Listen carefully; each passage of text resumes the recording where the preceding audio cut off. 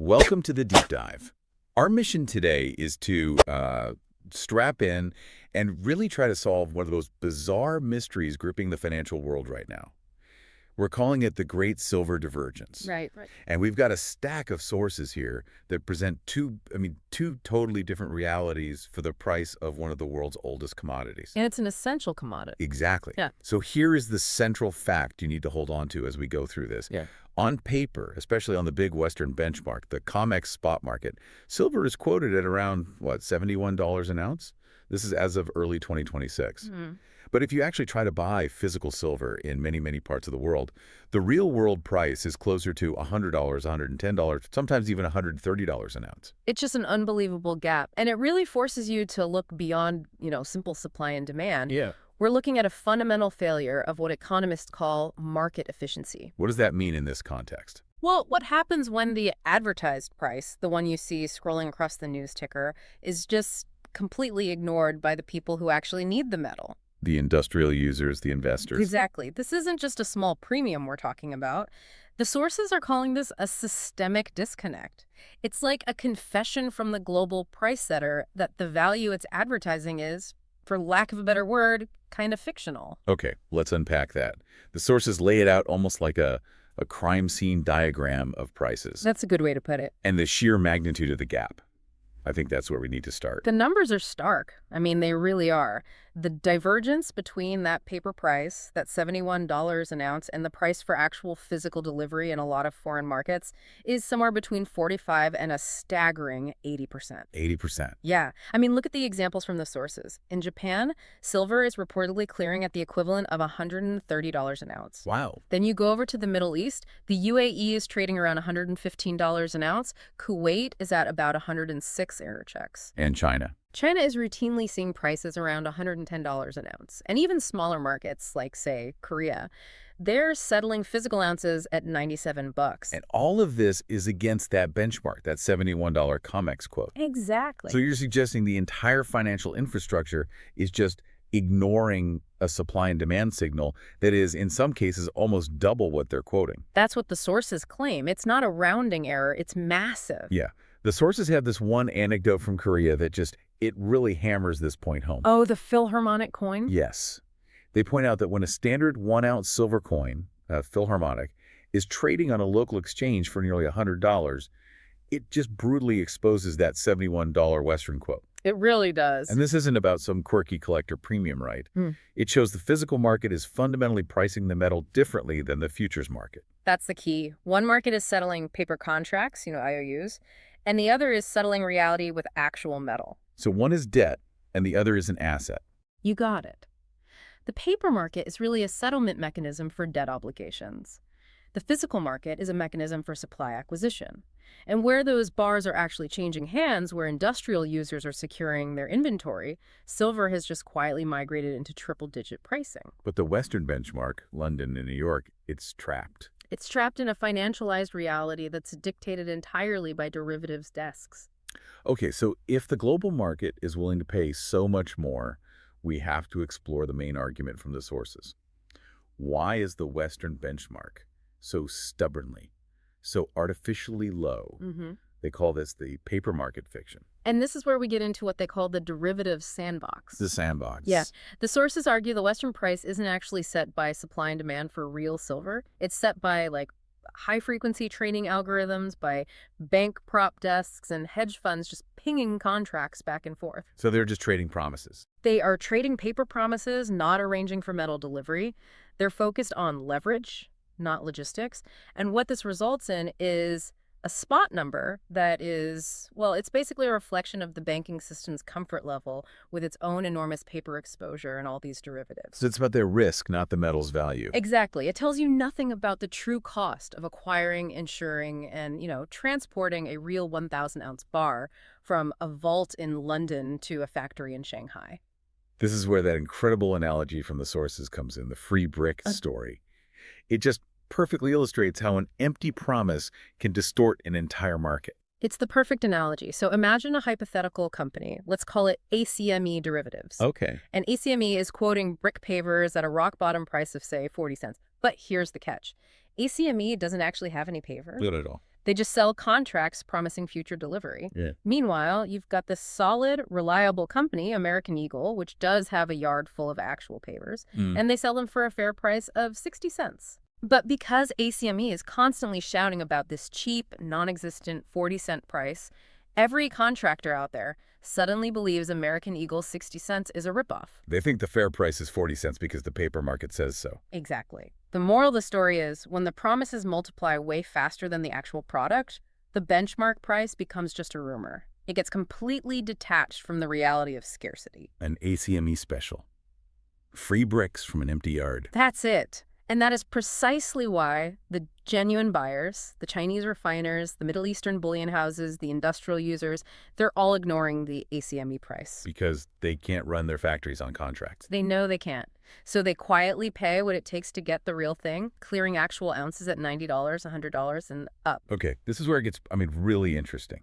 Because we have to move beyond just market dysfunction into the really high-stakes claim of alleged deliberate suppression. Right. What is the mechanism that is keeping that paper price tethered to $71 when the physical world is screaming for more? The sources, they focus heavily on what they call the naked shorting argument. And this ties directly into institutional solvency. They claim major financial institutions, the bullion banks, are sitting on a massive net short position in silver derivatives. Wait, okay, let's define that for everyone listening. We know what standard shorting is, right? You borrow an asset, you sell it, hope to buy it back cheaper. What makes this naked? The term implies they are shorting the asset without actually borrowing it or even proving they have the capacity to deliver it if they're asked to. They're just creating paper supply out of thin air. That's the allegation, creating a virtually infinite supply of paper silver to flood the market and keep the price down. And the implication of this is deeply financial. How so? If silver were suddenly allowed to reprice to its true physical clearing level, $110, $130 an ounce, the mark-to-market losses on those short derivative contracts would be catastrophic. We're not talking millions. We're talking billions in sudden overnight losses. Why does that matter beyond just a really bad trading loss for some bank? Yeah. It matters because of regulatory pressure, specifically something called Tier 1 capital ratios. The bank's safety net. Think of it as a bank's core measure of financial strength. Yes, massive sudden losses from derivatives can just chew through that capital so quickly. It triggers regulatory alarms, it forces margin calls, or, even worse. So the banks aren't trading this position. The sources argue they are not trading it. They are trying to survive by keeping the price suppressed, by preventing those mark-to-market losses from completely collapsing their balance sheets. Wow. That just dramatically raises the stakes. This goes from a commodity story to a potential banking stability story. It does. And this alleged survival mechanism, this is what creates the endgame scenario the sources describe, right? Correct. This is where Gresham's law kicks in.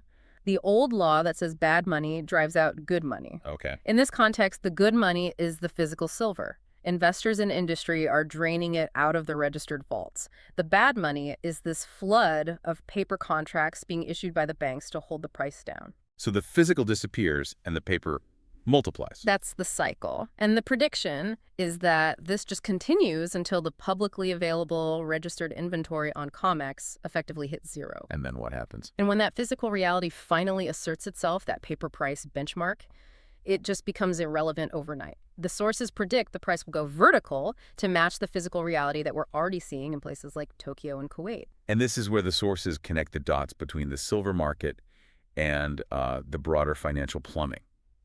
They flag a really specific financial stress signal. Yes, the Federal Reserve's standing repo facility. Tell us about that. Absolutely. The sources point to a major event that happened on December 31st, 2025.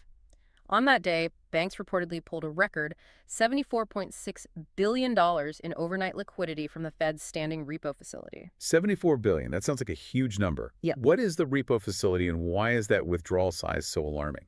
So think of the repo facility as the banking system's emergency ATM for cash. It's where institutions go to swap safe collateral, like treasuries, for immediate overnight cash. And while you often see a small spike in usage at year-end for balance sheet reasons, $74.6 billion is historically massive. It's a record. It blew past the prior record, which was set just 2 months earlier. So if banks are hitting the emergency ATM that hard, what does that signal? It signals significant stress, I mean real stress in the plumbing of the short-term credit markets. Mhm. It suggests that some major financial institutions either distrust their usual funding sources, or maybe those sources are just unavailable because of perceived counterparty risk. And the sources connect this directly to silver. They do. They raise the possibility that bullion banks are being choked by massive undisclosed losses on their over-the-counter or OTC silver derivative and swap positions. Because they're scrambling for cash. They're scrambling for cash at the Fed window because their short positions are hemorrhaging money and creating a liquidity crisis inside the bank.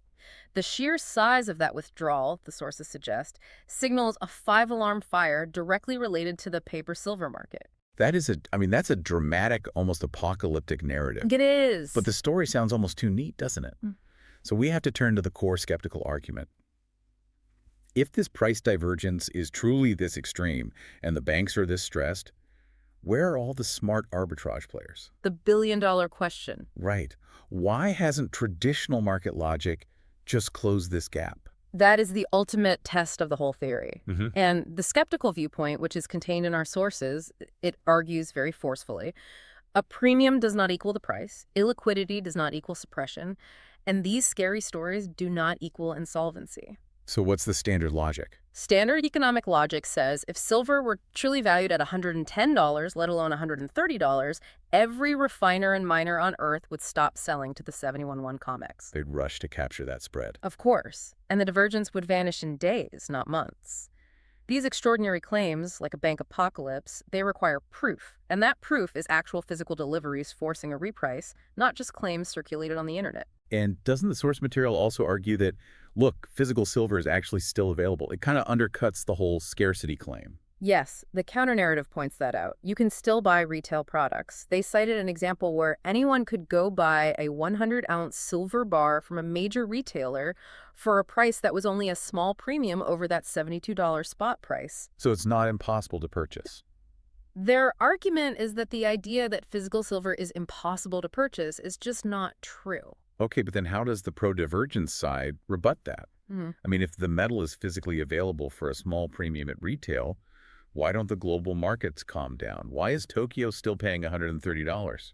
And that brings us right to the crux of the whole debate.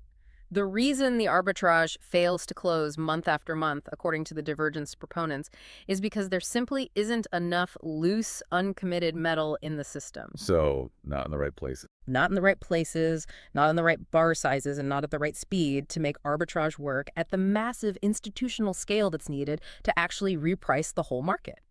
They argue the market design itself isolates paper from physical. And those low premium retail bars. They're irrelevant to the multi-billion-dollar demands of industrial users and bullion banks. So the debate remains. Is the failure of arbitrage due to a flawed market design, or is it due to the failure of the scarcity claims themselves? So what does this all mean for you, the listener? To synthesize this wild conflict, we have a global market where one segment, the highly leveraged derivatives desk, believes the underlying asset is worth $71. Well, the segment that actually uses it or secures it, the industrial buyers, the foreign bullion houses, the physical investors, is routinely paying $97 to $130 just to get a real ounce in their hands. And if you connect this to the bigger picture, this is fundamentally a discussion about the decaying power of a globally accepted benchmark. The trust is gone. The trust is eroding. When foreign markets and industrial users and retail investors start pretending that the Western quote is the price, then that so-called global benchmark decays, and it decays rapidly. So what does it become? It becomes what the sources call a provincial settlement price.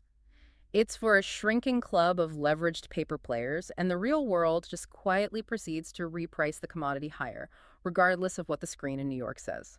That thought leaves us with a truly provocative question. The sources suggest this is how over-financialized benchmarks ultimately die. When the paper game gets too disconnected from physical reality. So if the silver benchmark can be this divorced from physical reality for this long, what other global benchmarks in crucial areas like energy or rare metals or even fundamental financial rates, what other benchmarks might be facing a quiet, real-world repricing right now? And what would the widespread failure of multiple global benchmarks mean for the stability of the entire financial architecture? Something to think about as you watch what happens next in the world of commodities.